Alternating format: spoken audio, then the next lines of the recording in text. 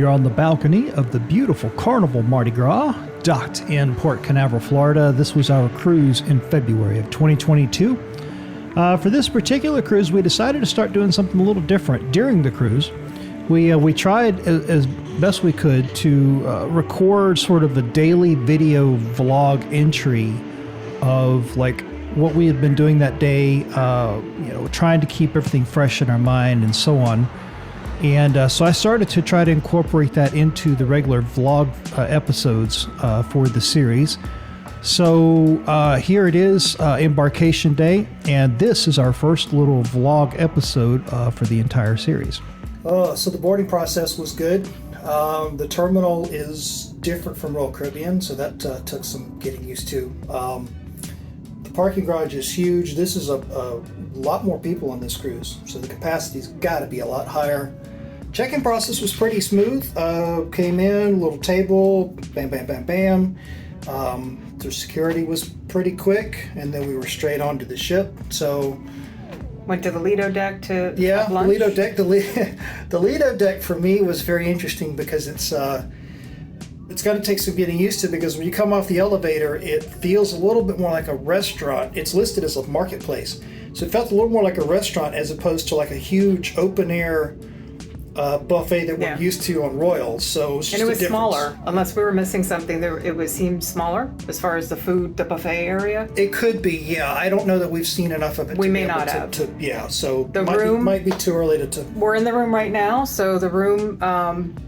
The only thing about the room, it seems a little smaller. It seems a little smaller just from narrower, yes. And the bathroom is for sure smaller. Maybe a little bit, yeah. But I like it. I do like the room. As we will see in future videos, of course, which we're going to take a ton of storage space everywhere. Yeah. Oh, yeah. That's phenomenal. There's a certain cruise line that I could call out, but I'm not going to. Yeah. They could learn from the storage space on here. Yeah. So I like the room. When you first walk in, it feels a little bit narrower.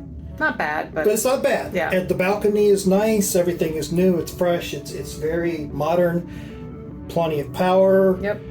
There's a whole supply of like bathroom toilet paper and tissues in there, and like just storage everywhere. Yep. I mean, it's very So nice. we're about to go to do the muster drill, and we'll be back with our thoughts. Please consider showing your support for our channel by hitting the like button on this video and subscribing to our channel with the notification bell on so you're notified of new content.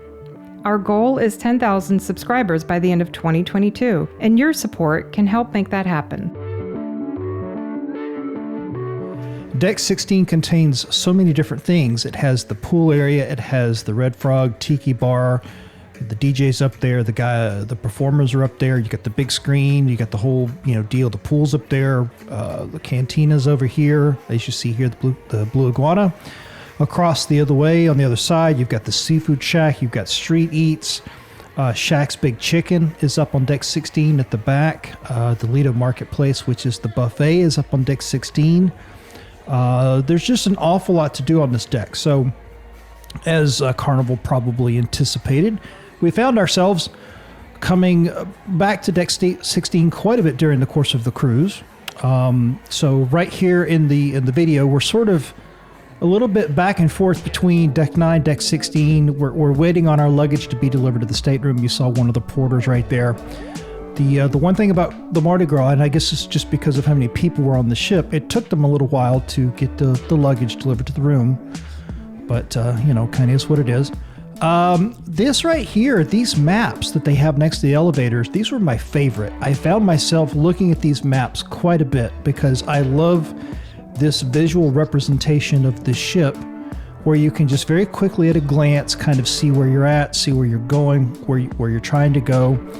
The maps that they have in the app, the Carnival Hub app, are good for certain things, and especially if you're not close to one of the maps next to one of the elevators, they're definitely kind of help to sort of fill in the blanks. But from a planning perspective, I like the maps that are next to the elevators. So for me, that's kind of, those were the ones that I really sort of gravitated to over the course of the cruise.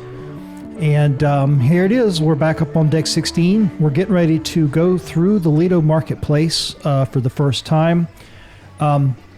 you'll notice this is embarkation day and it's in the afternoon, and so the fun on a Carnival fun ship at this point is in full effect, as you can kind of tell. And it's one thing that I really have to give Carnival credit for is just when they say they're the fun ships, they really do kind of mean it, because the entire vibe for the entire cruise was like this. It was just it was more energetic than what we're used to with Royal Caribbean, which is what we normally cruise on. But that's kind of by design, and so I definitely have to give Carnival credit for that. The cruise director, the Flying Scotsman, was amazing. I wish every cruise we were on or had been on had him or somebody like him as the cruise director.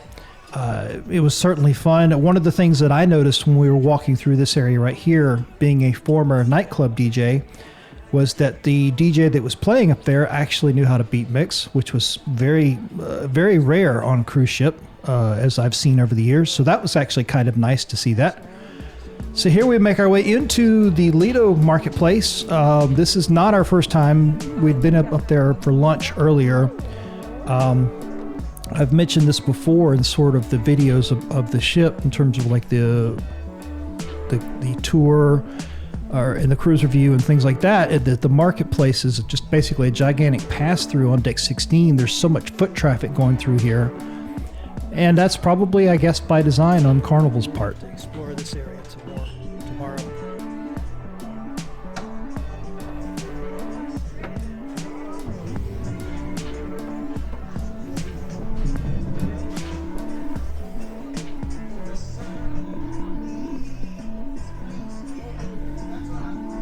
An interesting setup. I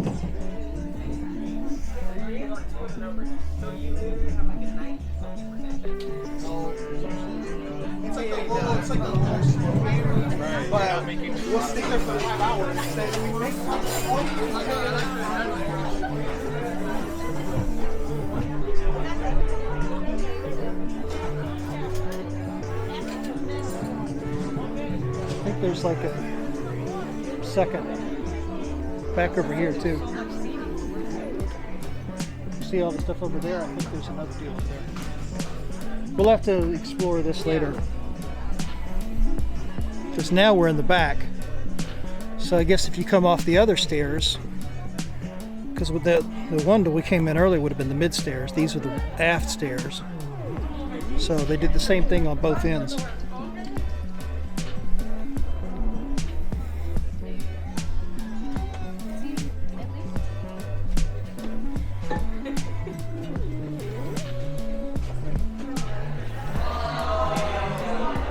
So now we enter the Tides Pool, and this is the Tides Pool bar right here on the right, and apparently it gets quite busy, especially on embarkation day. Maria went over to get a drink at one point, and it took her a while. I was back there kind of recording video, and she was gone so long I was about ready to send out a search party, and then she finally came back with a single drink. And so just be aware of that. If you're going to go back here, especially on embarkation day, it gets busy. But as you can see from the view, this is absolutely one of the best places to sort of watch the sail away. And I was trying to decide where to try to record the video from, and so I ended up basically staying out here up on deck 16 with a perfect view out of the wake view off the back of the ship and the aft view and everything. So I just stayed back here because it's really hard to beat this view from the back of the Carnival Mardi Gras.